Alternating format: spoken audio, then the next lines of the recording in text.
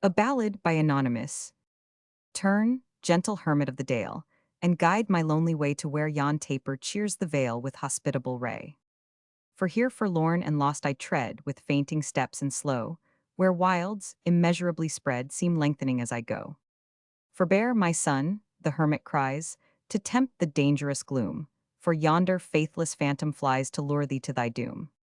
Here to the houseless child of want my door is open still, and though my portion is but scant, I give it with good will. Then turn tonight and freely share whate'er my cell bestows, my rushy couch and frugal fare, my blessing and repose. No flocks that range the valley free to slaughter I condemn, taught by that power that pities me, I learn to pity them. But from the mountains grassy side a guiltless feast I bring, a scrip with herbs and fruits supplied, and water from the spring. Then, pilgrim turn, thy cares forgo, all earthborn cares are wrong, man wants but little here below, nor wants that little long. Soft as the dew from heaven descends his gentle accents fell, the modest stranger lowly bends, and follows to the cell. Far in a wilderness obscure the lonely mansion lay, a refuge to the neighboring poor, and strangers led astray. No stores beneath its humble thatch required a master's care. The wicket, opening with a latch, received the harmless pair. And now, when busy crowds retire to take their evening rest, the hermit trimmed his little fire, and cheered his pensive guest, and spread his vegetable store, and gaily pressed and smiled, and, skilled in legendary lore, the lingering hours beguiled. Around, in sympathetic mirth, its tricks the kitten tries, the cricket cheer-ups on the hearth, the crackling faggot flies. But nothing could a charm impart to soothe the stranger's woe, for grief was heavy at his heart, and tears began to flow. His rising cares the hermit spied, with answering care oppressed, and, "Whence, unhappy youth," he cried, "the sorrows of thy breast? From better habitations spurned, reluctant dost thou rove, or grieve for friendship unreturned or unregarded love? Alas, the joys that fortune brings are trifling, and decay, and those who prize the paltry things, more trifling still are they. And what is friendship but a name, a charm that lulls to sleep, a shade that follows wealth or fame, but leaves the wretch to weep?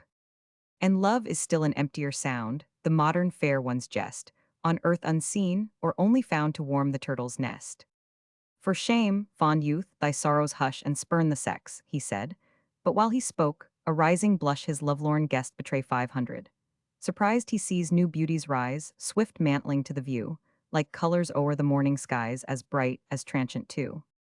The bashful look, the rising breast, alternate spread alarms. The lovely stranger stands confessed a maid in all her charms. And, "Ah, forgive a stranger rude, a wretch forlorn," she cried, "whose feet unhallowed thus intrude where heaven and you reside. But let a maid thy pity share, whom love has taught to stray, who seeks for rest but finds despair companion of her way. My father lived beside the Tyne, a wealthy lord was he, and all his wealth was marked as mine, he had but only me. To win me from his tender arms unnumbered suitors came, who praised me for imputed charms, and felt, or feigned, a flame. Each hour a mercenary crowd with richest proffers strove. Amongst the rest, young Edwin bode, but never talked of love. In humble, simple habit clad, no wealth nor power had he. Wisdom and worth were all he had, but these were all to me. And when, beside me in the dale, he caroled lays of love, his breath lent fragrance to the gale, and music to the grove. The blossom opening to the day, the dews of heaven refined, could not of purity display to emulate his mind. The dew, the blossom on the tree, with charms inconstant shine, their charms were his, but, woe to me, their constancy was mine. For still I tried each fickle art, importunate and vain, and, while his passion touched my heart, I triumphed in his pain. Till, quite dejected with my scorn, he left me to my pride, and sought a solitude forlorn in secret where he died. But mine the sorrow, mine the fault, and well my life shall pay. I'll seek the solitude he sought, and stretch me where he lay. And there, forlorn, despairing, hid, I'll lay me down and die. 'Twas so for me that Edwin did, and so for him will one. Forbid it, heaven, the hermit cried and clasped her to his breast. The wondering fair one turned to chide, 'twas Edwin's self that pressed. Turn, Angelina, ever dear my charmer, turn to see thy own, thy long-lost Edwin here, restored to love and thee. Thus let me hold thee to my heart and every care resign, and shall we never, never part, my life, my all that's mine.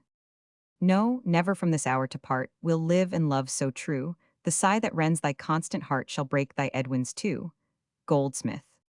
Notes: Oliver Goldsmith, poet and novelist. The friend and contemporary of Johnson, Burke, and Reynolds. Born 1728, died 1774. This poem is introduced into The Vicar of Wakefield, and Goldsmith there says of it, it is at least free from the false taste of loading the lines with epithets, or as he puts it more fully, a string of epithets that improve the sound without carrying on the sense. Immeasurably spread, spread to an immeasurable length. No flocks that range the valleys free. Free may be joined either with flocks or with valley. Note the position of the negative, no flocks that range, and 100.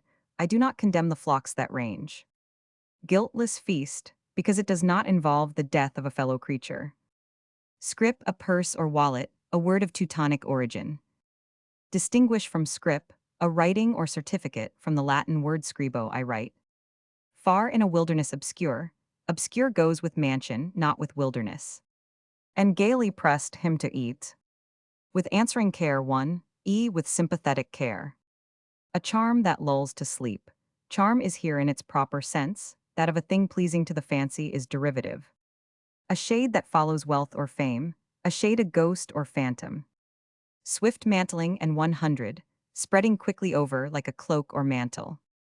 Where heaven and you reside where you, whose only thoughts are of heaven, reside. Whom love has taught to stray. This use of the word taught for made or forced is taken from a Latin idiom, as in Virgil, he teaches the woods to ring with the name of Amaryllis.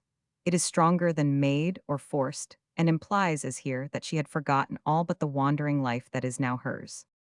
He had but only me, but or only is redundant. To emulate his mind, to be equal to his mind in purity.